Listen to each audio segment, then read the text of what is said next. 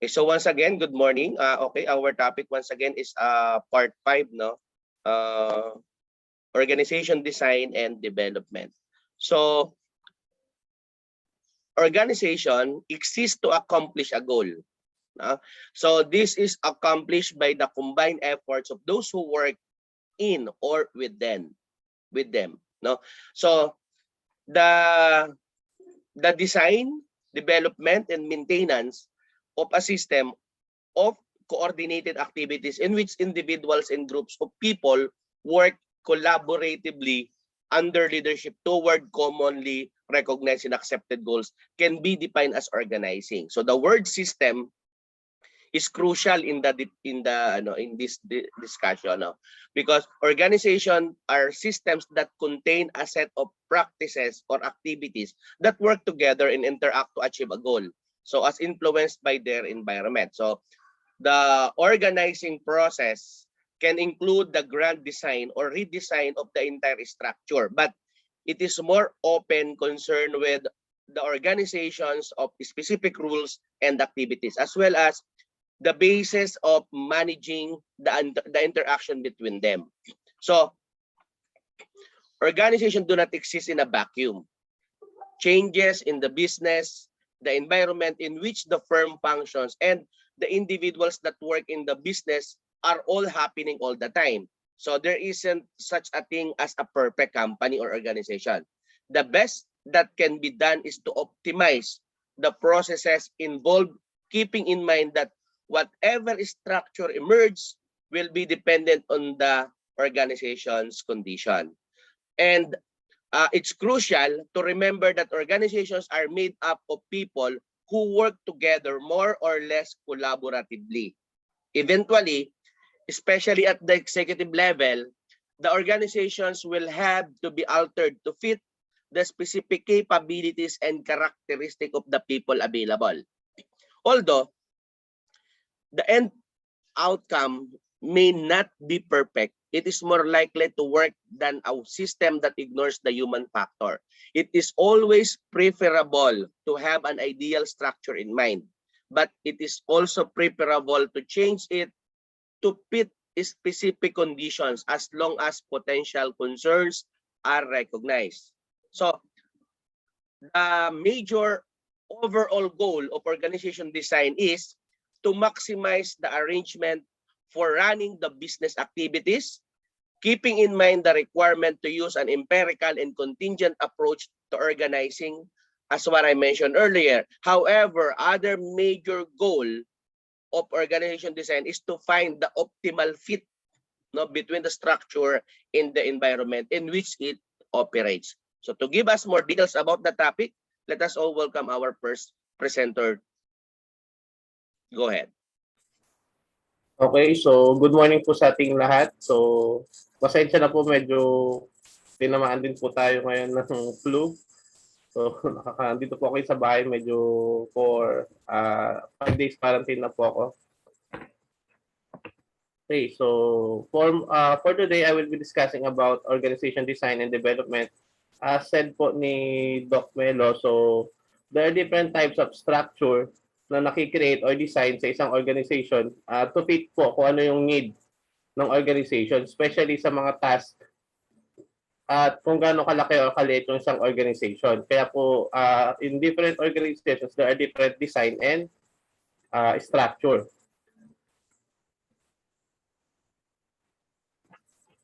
So first, let's define what is organizational theory. Organizational theory refers to the set of interrelated concepts, definitions that explain the behavior of individuals or groups or subgroups who interact with each other to perform the activities intended towards the accomplishment of a common goal. So, as said kanina ni Doc, so sa isang organization, isa lang naman ang goal ng company. And all the members or all the groups, individuals na kasali sa organization, yun yung tatrabahuin nila para ma-achieve yung goal ng company.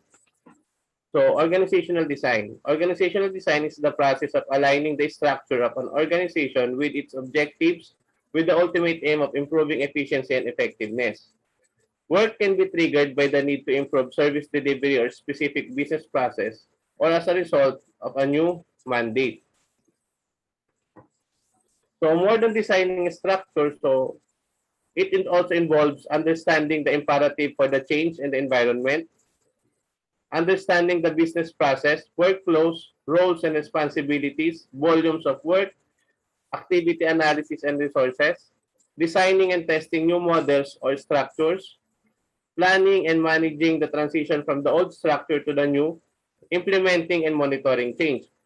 So yung pag-create po ng structure o pag-design po ng sa isang organization, marami po yung kino-consider. So ito yung mga some aspects na consider sa pag-develop ng isang organizational design. So once an organization has chosen its structure, it can move on to selecting the design. Organizational design is the process by which managers assess the tasks, functions, and goals of the business, allowing them to make decisions about how to group people together to best and most efficiently achieve their objective. So, marami pong types or structure na ginagamit ngayon sa mga organization ng mga design. So, there are two main classifications of organizational design. First is the traditional, second is the modern. Traditional pertains to the usual or old-fashioned ways, while the modern refers to the contemporary or new design theories na ginagamit ngayon ng mga organization. So first, let's discuss about traditional organizational design. A traditional organizational structure follows a system in which power flows upward through the organization and all the employees follow a chain of command. So, in traditional organizational design, may iba't ibang klase din po siyang design. First is the simple, second is the functional, third is divisional. So, isa-isahin po natin yan na i-discuss para mas maintindihan natin ano ang meron sa simple and sa divisional traditional design. Yes po. Design. Simple structure is defined as a design with low departmentalization, spans of control, centralized authority, and little formalization. This type of design is very common in small startup businesses. For example, in a business with few employees, the owner tends to be the manager and controls all the functions of the business. Often employees work in all parts of the business and don't just focus on the job, creating little, if any, departmentalization. In this type of design, there are usually no standardized policies and procedures.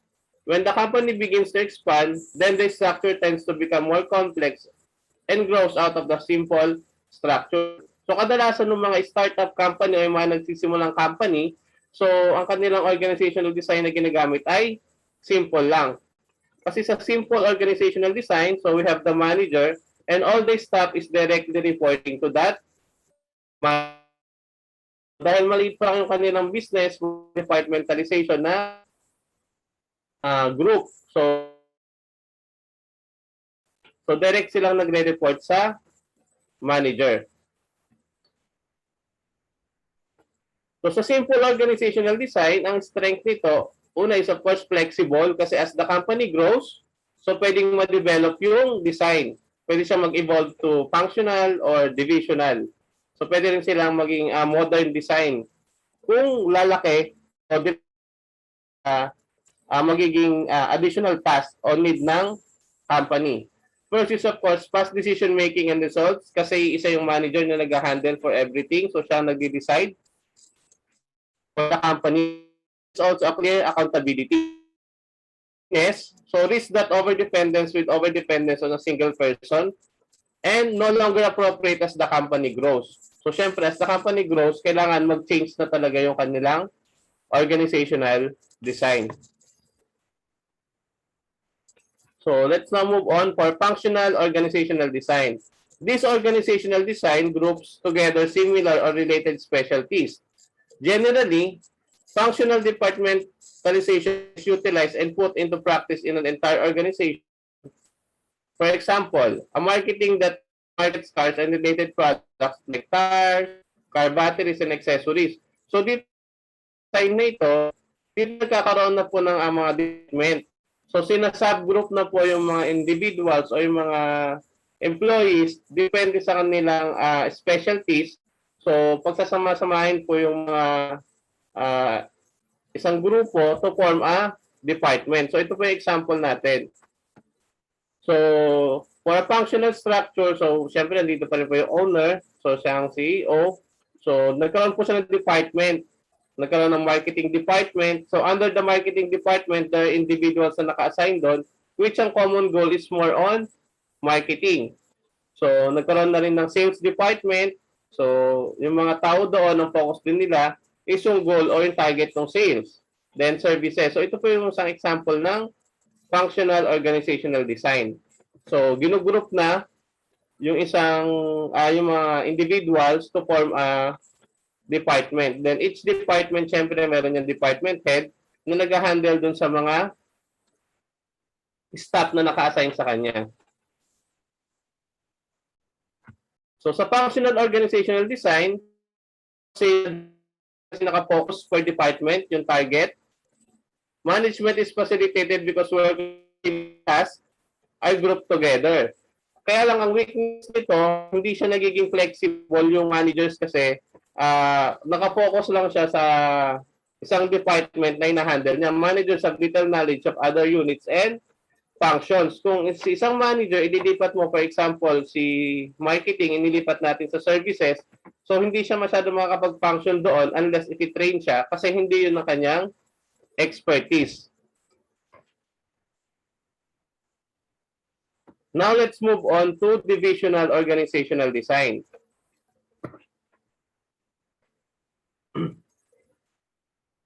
This organizational design is made up of separate business divisions or units where the parent corporation acts as overseer to coordinate and control the different divisions and provide financial and legal support services.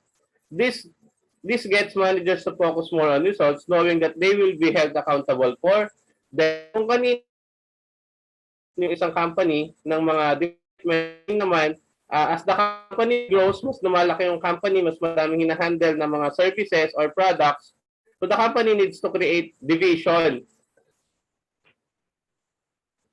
So ito yung example ng divisional organizational design. So CEO kanina, di ba, department lang, di ba? So ngayon naman, they have created division for each services or products na hinahandle ng isang organization. Then under division, may mga different department na naka-assign. Then each department, syempre, meron pa rin yung mga manpower. So, for example, division na siyang na-create, meron doon marketing department, meron finance department doon. So, meron test. So, for that product X, din sa product Y, so same din, meron din siyang ganong department, pero naka-separate division na po siya. So for the divisional organizational design, ang strength nito is of course focus on results, same as with sa functional. Managers are responsible for what happens to their products and services.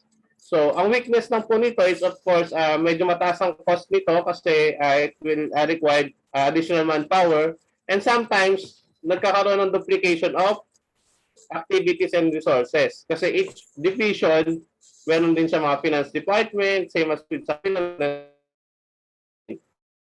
Probably po yung trabaho and nagiging costly. Okay,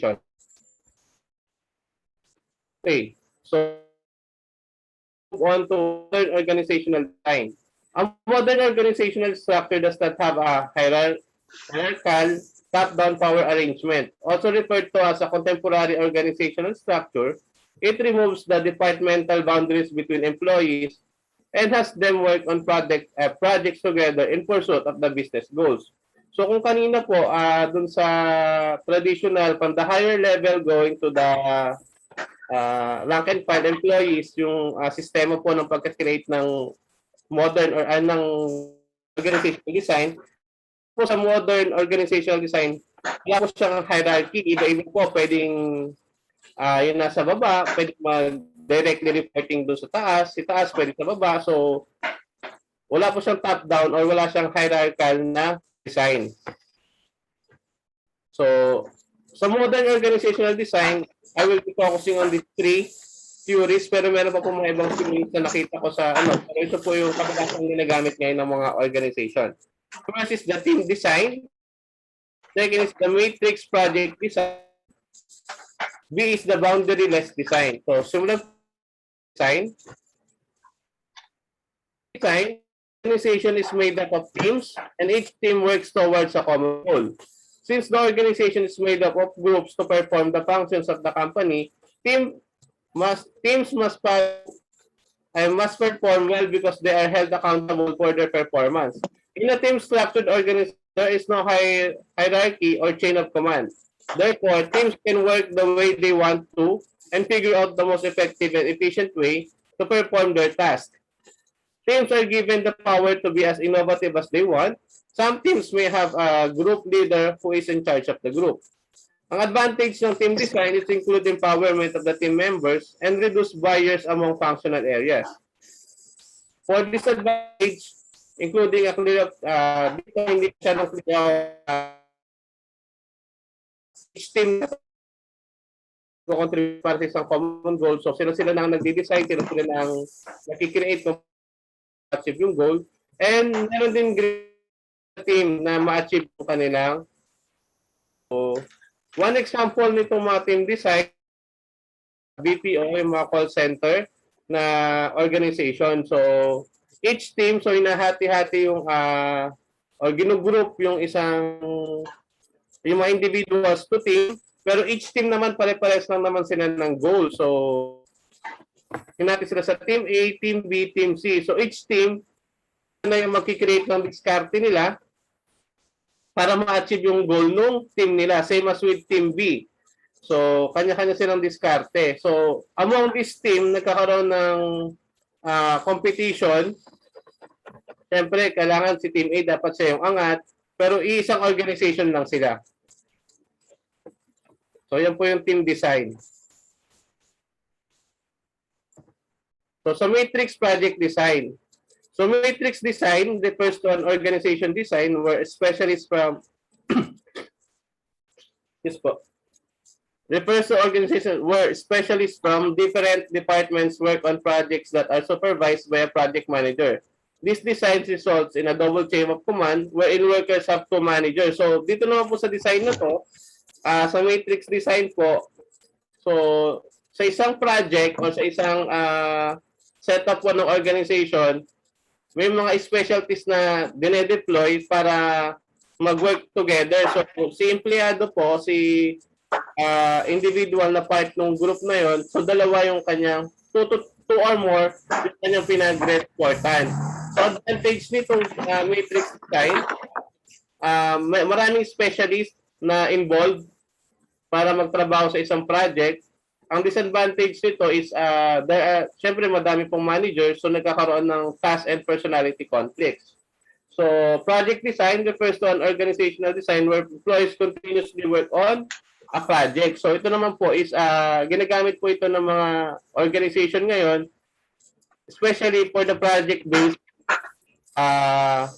ng mga services or product po. So, kapag natapos po yung project na yon, of course, yung mga empleyado naka-assign sa project na yun, ililipat na naman sila to other project. So, ang advantage ito, flexible design and fast decision making. Disadvantage is complexity of assigning people to projects and tasks, and of course, meron din personality conflicts. So, para mas maintindihan natin, ganito yung sample setup. So, ito po ginagamit kadalasan sa mga organization na nag-handle ng mga project-based na mga kontrata. For example po, construction. So, construction firm. Construction firm, nagkikreate po sila doon ng mga projects. For example, building A, building B, building C. Sa building A po, meron doon project manager. So, kada isang project po is meron doon architect, engineers, na nag-work together para doon sa project na yun. So, yung mga individuals, silang boss kasi maraming specialties na nag-work together para sa project na yun. Ang kagandahan po noon, of course, mabilis yung trabaho dito sa project design. Ang hindi lang po medyo maganda dito is after the project, of course, yung mga buong team madi-dissolve po itong part na to, then kailangan nilang lumipat sa susunod na project. In case walang project, doon po nangyayari yung layoff ng mga empleyado kasi wala silang lilipatang trabaho kasi wala pang project yung organization. So next design is the boundaryless design.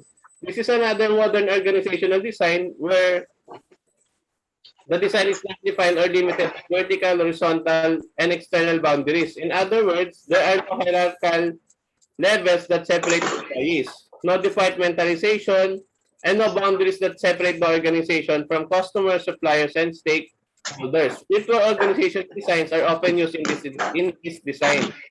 Small groups of full-time employees, full-time employment, and outside specialists are temporarily hired to work on projects. Ang advantage nito, highly flexible and responsive while ang kanyang disadvantage is lack of control and problems in communication. So, ito po yung kanyang example po ng ating boundaryless design. So, boundaryless design, kadalasan dito is ang mga specialties na work together sa isang organization.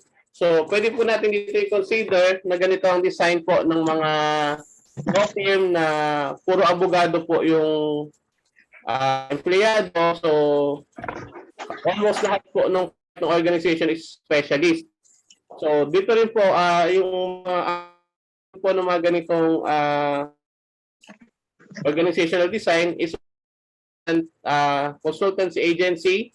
So, more on very flexible kasi pwede siya mag-date to specialist 2, to specialist 2, pwede vice versa. So, lahat po ng mga part ng organizations is level-level lang po sila. So, yan po yung boundaryless design from modern organizational design. Okay. So, now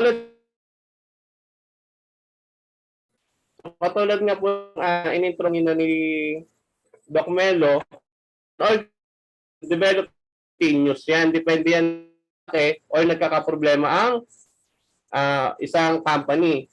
Through organizational development, it is the planned, comprehensive, and systematic process aimed at improving the overall effectiveness of an organization. So, nagkikreate po ng organizational development plan ang isang company, syempre po, para po mas ma-improve yung kanilang company.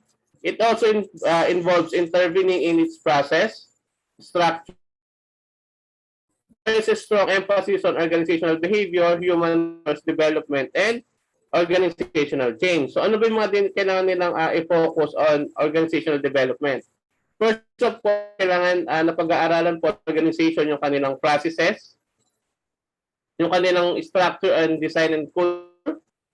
Siyempre din po sa organizational behavior, organizational development, kasama din po dyan yung organizational behavior, yung kanilang human resource, internal and external, and of course yung organizational change. Organizational design can be viewed as an organizational development intervention. Yung pong pabago-bagong design po ng isang organization, papalit-palit po ng kanilang organizational structure o yung kanilang organizational chart, is part po yan ng development po ng kanilang organization. So pinag-aaralan po yon ng mga specialties na naka-assign sa OD department, kung may OD department po ang isang organization, o ng CEO, depende po sa need ng company. So, ano ba yung benefits of organizational development? So, bakit kailangan pag-aralan at magkaroon ng change sa isang company? Kasi yung organizational development po, of course, pag may nakita pong for improvement, kailangan may baguhin. So, unang-una, na benefits po is for its continuous development. Entities that participate in organizational development continually develop their business models. Organizational development creates a constant pattern of improvement in which strategies are developed, evaluated, and implemented, and assessed for results and quality. In essence, the process builds a favorable environment in which a company can embrace change both internally and externally. Leverage to encourage renewal. Number 2,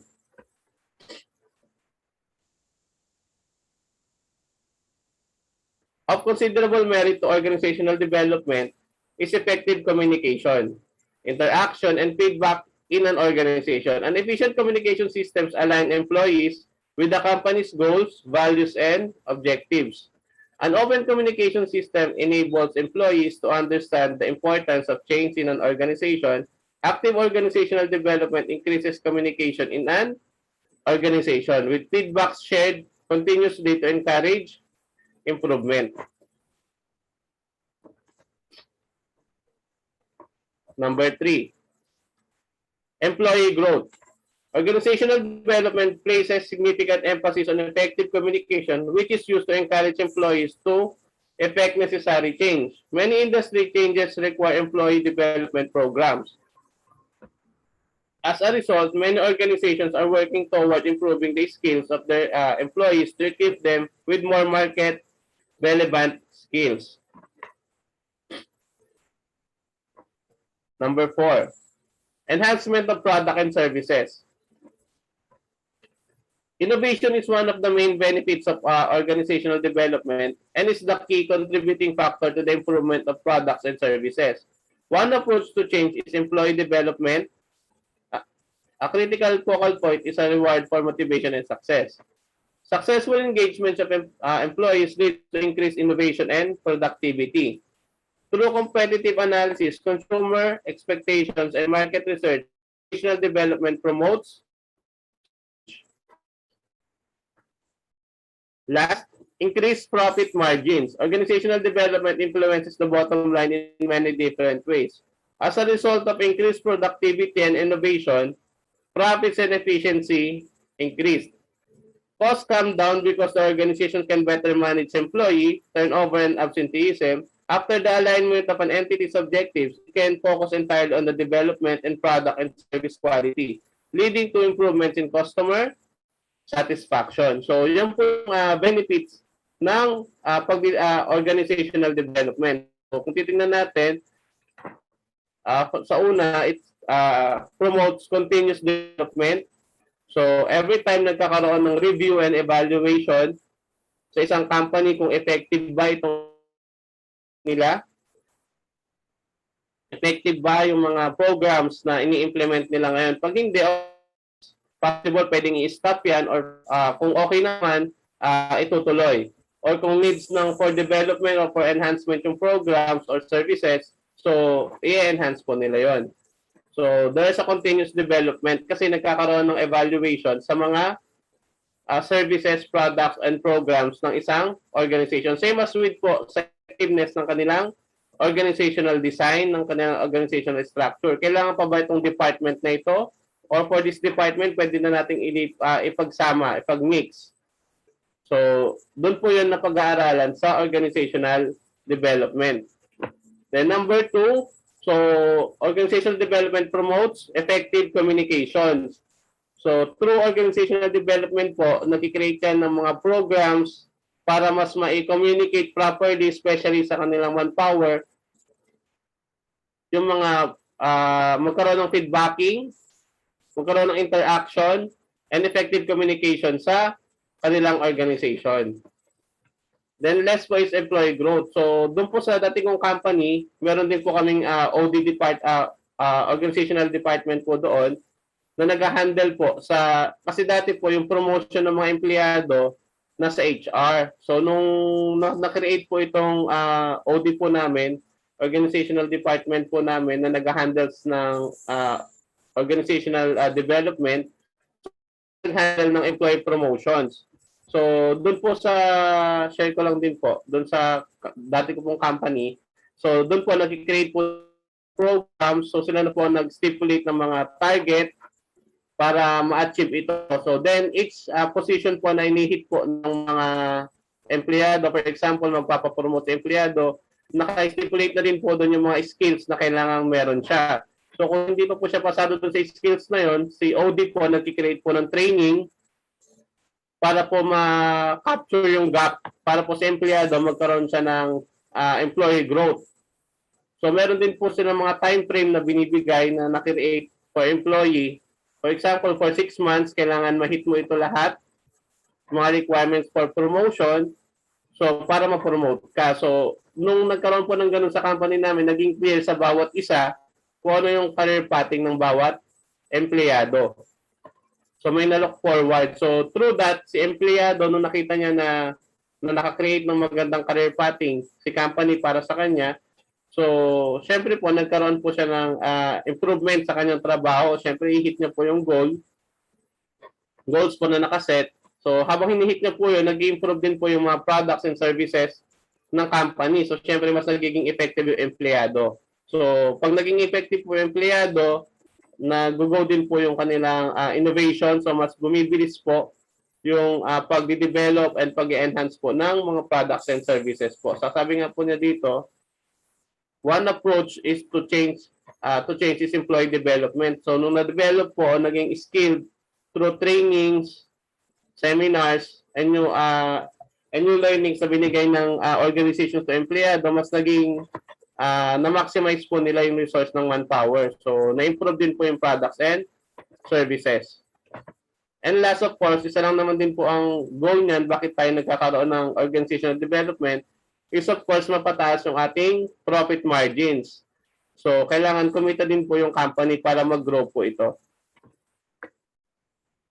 So ito po yung ginamit kong references. So that's all po for my report for today. Salamat po. Pasensya na po, medyo sinisipon po talaga ako ngayon. Thank you po.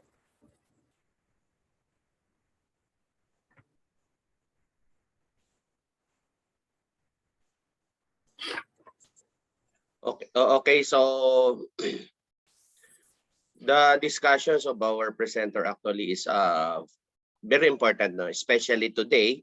And I just want to reiterate once again that organizational design and organization development is too crucial, no? Today, no? So when it comes to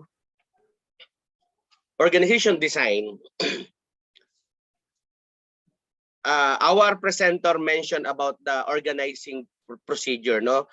The organizing process can include the grand design or redesign of the entire structure, but it is more often concerned with the organization of specific rules and activities, as well as the basis for managing the interaction between them.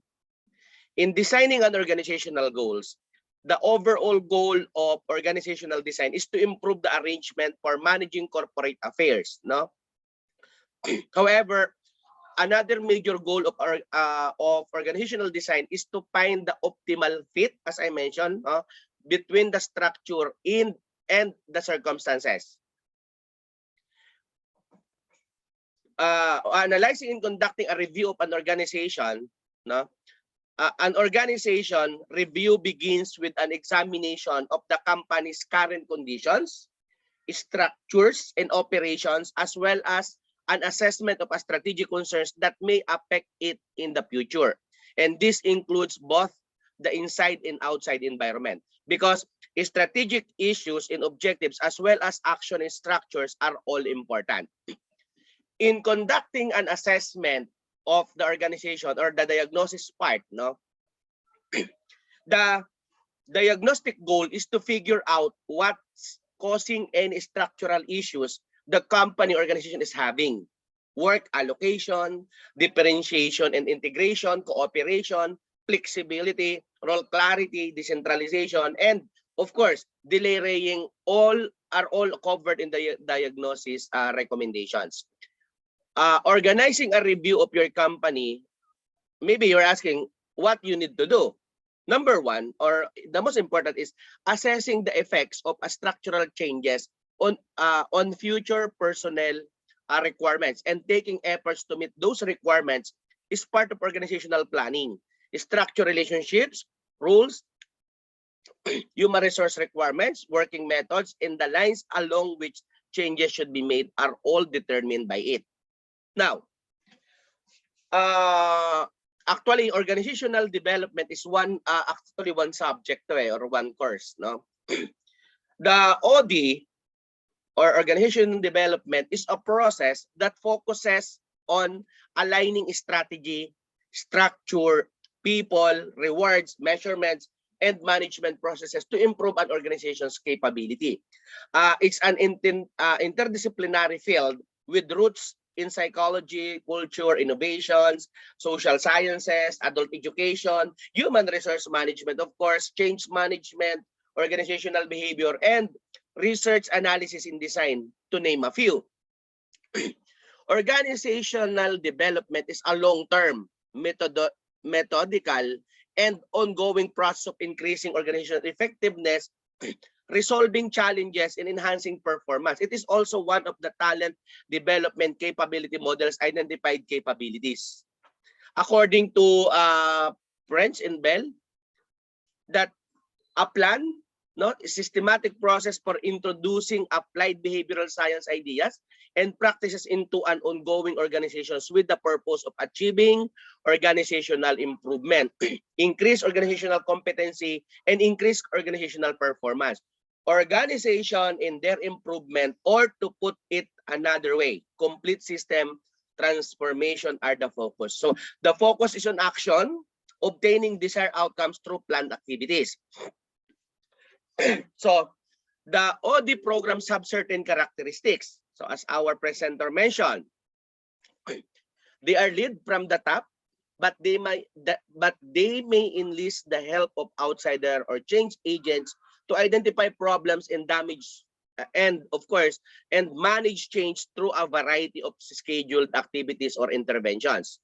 Number two, OD plans are based on a comprehensive examinations and diagnosis of the organization's strategies and conditions, as well as the changes and problems that affect it. Number three, they employ behavioral science expertise to increase the organization's ability to cope with change, no, through activities including as interaction, communication, participation, planning, and another important is the conflict resolution. No, they concentrate on how to ensure that business and human resource strategies are implemented and change is effectively handled. Some organizational development assumptions and values, as long as their environment is both supportive and challenging, most people are motivated by a desire to personal growth and development. No? The work team, particularly at the informal level, is extremely important for emotions of fulfillment, and the dynamics of such groups have a significant impact on the behavior of their members. All the programs are designed to improve the quality of work life for all employees. Organizations that learn to diagnose their own strengths and flaws will be more productive, because managers frequently don't know what's wrong and require special assistance in diagnosing issues, despite the fact that an outside process consultant ensures that decision-making stays in the client's hands. So when implementing a plan, it's important to pay particular attention to the people, processes, and change management. Now, for the development activities for the organization, again, action research, survey feedback, interventions, process consultation, group dynamics, intergroup conflict resolution, neuro-linguistic programming, sensitive training, transactional analysis, behavior modification, and integrated strategic change are all examples of methods used in action research. Now, how about the change management? Strategic change, operational change, and transformational change are the three basic forms, as our presenter mentioned. So, the transformational process, the recognition of the need for change, is the first step in the change process. An examination of the situation and the variables that have contributed to it yields a diagnostic of their particular qualities, as well as recommendations for the best course of action. So after that, Possible courses of action can be discovered and analyzed, and a prepared course of action can be chosen. But of course, there is resistance to change, can be attributed to a variety of factors. Alam natin yan.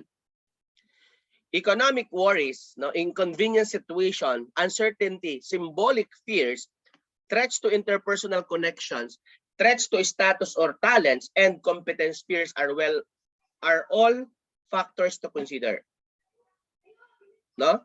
In overcoming change resistance, kasi di ba sabi nga natin, anytime, laging may changes. Kapag may changes, may resistance. No? So we need to consider how change will affect people in their occupations while analyzing the possible impact of change.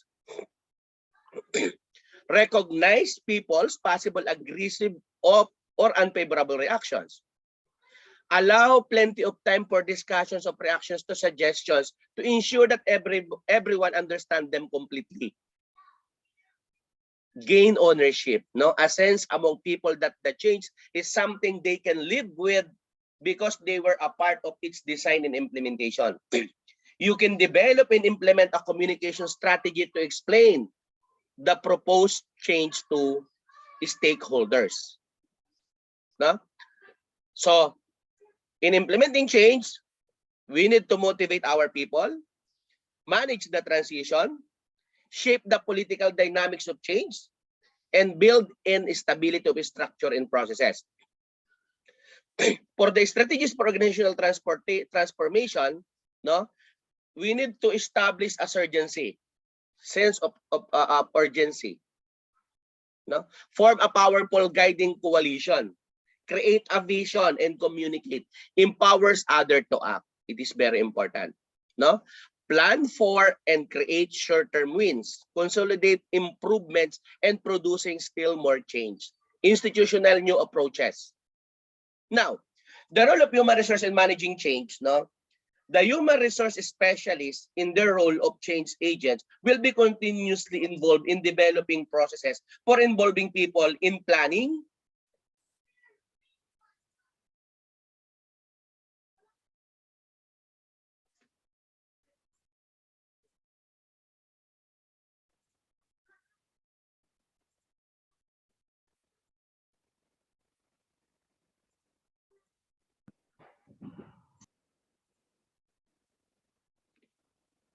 no? And managing change in communicating information on proposed changes. So what they are, why they are taking places, no, and how they will affect employees. Change often requires adapting new behaviors and acquiring different skills. And HR can organize the learning and development programs required to this.